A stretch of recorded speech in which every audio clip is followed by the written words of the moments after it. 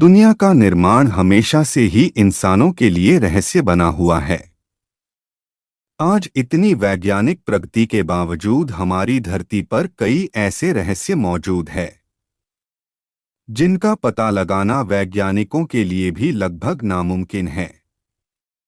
आम लोगों के मन में पृथ्वी के संबंध में अनेक प्रश्न आते हैं, जैसे पृथ्वी की उत्पत्ति कैसे हुई, यह दुनिया कैसे अस्तित्व में आई। इन सब सवालों के जवाब जानने के लिए बहुत से लोग उत्सुक रहते हैं। कुछ धार्मिक मान्यताओं के मुताबिक पृथ्वी का निर्माण देवी देवता या ईश्वर ने किया। वहीं दुनिया की रचना को लेकर हिंदू, ईसाई और इस्लाम धर्म की मान्यता भी अलग अलग है। वहीं पृथ्वी की रचना को लेकर विज्ञान का नजरिया काफी अलग है। वैज्ञानिकों का मानना है कि पृथ्वी आग का गोला थी जो सूर्य से निकली और समय के साथ साथ ठंडी होती गई, जिसके बाद पृथ्वी पर जीवन की उत्पत्ति हुई। आज इस लेख में हम आपके ऐसे ही सभी जिज्ञासु सवालों के जवाब देने वाले हैं, जिसे आप इस लेख के जरिए पढ़ सकते हैं और इस वीडियो के जरिए देख भी सकते हैं। इतनी ऊंचाई से उल्कापिंड गिरने की वजह से वह गहरे पानी में चले जाते थे, जहां सूर्य की किरणों का उन तक पहुंचना असंभव हो जाता था। बाद में यह उल्कापिंड ठंडे होकर पानी में जमने लगे। इसके बाद यह एक आकार लेने लगे और ज्वालामुखी की दरारों में पानी घुसने से चिमनी से धुआं निकलने लगा, जिसने बाद में एक तरह के केमिकल का रूप ले लिया। इससे पृथ्वी पर सूक्ष्म जीव प्रारंभ हुआ और पृथ्वी पर एकल कोशिका जीवाणु की उत्पत्ति हुई। स्ट्रोमेटोलाइट पृथ्वी की उत्पत्ति के समय जब समुद्र की निचली सतह पर पौधे, पंक्तियां उग रही थी और उन पर जीवित जीवाणु उत्पन्न हो रहे थे। वैज्ञानिक भाषा में इन्हें स्ट्रोमेटोलाइट कहते हैं। यह अपना भोजन सूर्य की किरणों से बनाते हैं और प्रक्रिया को वैज्ञानिक रूप से प्रकाश संश्लेषण भी कहा जाता है। लंबी प्रक्रिया प्रकाश संश्लेषण की प्रक्रिया में सूर्य का प्रकाश कार्बन डाइऑक्साइड और पानी को ग्लूकोज में परिवर्तित करता है। इसके साथ ही इस प्रक्रिया में उत्पाद के रूप में ऑक्सीजन गैस बनती है, जो मनुष्य के लिए महत्वपूर्ण वायु है।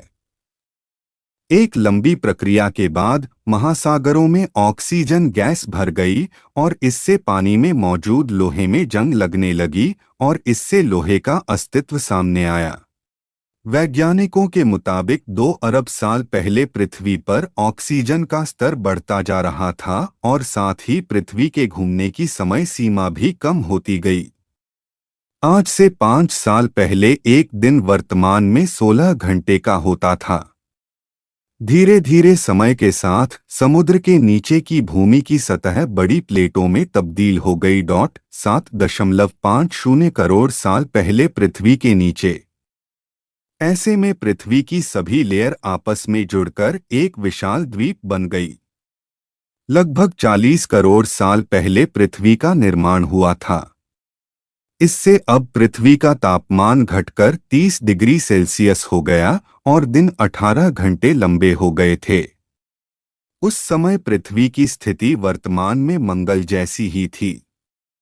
लगभग 7.50 करोड़ साल पहले पृथ्वी के नीचे पिघले हुए लावा से उत्पन्न ऊष्मा बाहर निकली, जिसने पृथ्वी को 2 भागों में विभाजित कर दिया, जिससे साइबेरिया और गोंडवाना नाम के महाद्वीप बन गए। इतने सालों के बाद भी ज्वालामुखी फटने और जहरीले गैसें निकलने का सिलसिला जारी रहा।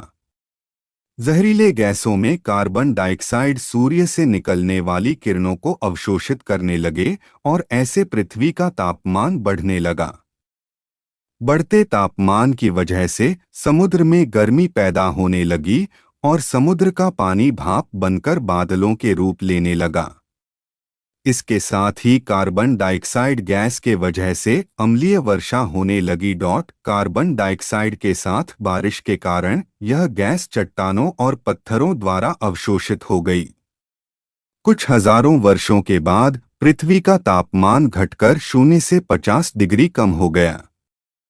इससे धरती बर्फ के गोले में तब्दील हो गई। कार्बन डाइऑक्साइड गैस ज्वालामुखी फटने की प्रक्रिया अभी भी जारी थी, लेकिन बर्फ की आवश्यकता के कारण ज्वालामुखी से फटने निकलने वाली गर्मी बर्फ को पिघला नहीं पा रही थी और इसके अलावा कोई अन्य स्रोत नहीं था जो जहरीले गैसें कार्बन डाइऑक्साइड को अवशोषित कर सके। सभी चट्टानों और पत्थर बर्फ के नीचे दबे थे। कुछ समय बाद कार्बन डाइऑक्साइड गैस के बल ने सूर्य की गर्मी को अवशोषित करना शुरू कर दिया, जिससे बर्फ पिघलने लगी। इसके बाद पृथ्वी पर दिन 22 घंटे के हो गए। बर्फ के लगातार पिघलने से सूर्य से निकलने वाली हानिकारक पराबैंगनी किरणें सीधे पृथ्वी पर पड़ रही थीं, जिससे एक रासायनिक प्रक्रिया शुरू हो गई और पानी से हाइड्रोजन पेरोक्साइड बनाने लगा और उसके टूटने के बाद ऑक्सीजन बनने लगी। ओजोन नाम की एक परत।